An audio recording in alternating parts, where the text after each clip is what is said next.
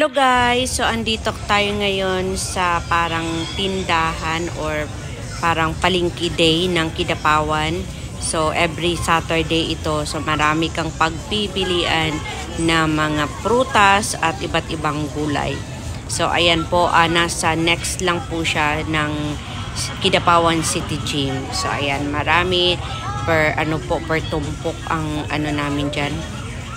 So since ngayon is December 30, ayan, may avocado po tayo dyan. Super fresh po talaga at syempre mura lang po ang mga bilihin dito. Fresh na fresh ang mga gulay. Ayan, so masarap may mga singkamas sila, saging, sayote, ayan, carrot, yung gabi.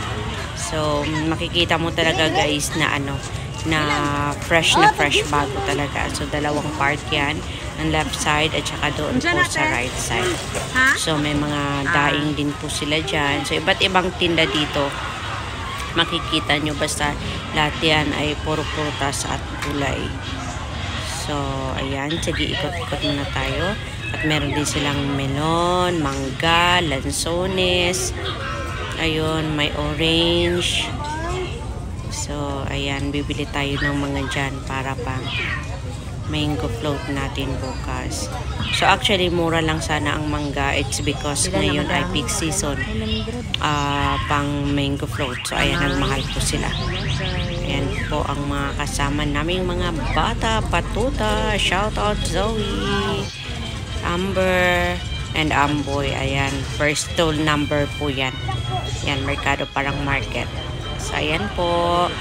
So, if you wanna come and para makabili ng mga mura at mga fresh po ng mga gulay at mga prutas dito sa Kidapawan, dito po sila matatagpuan next to Kidapawan City Gym.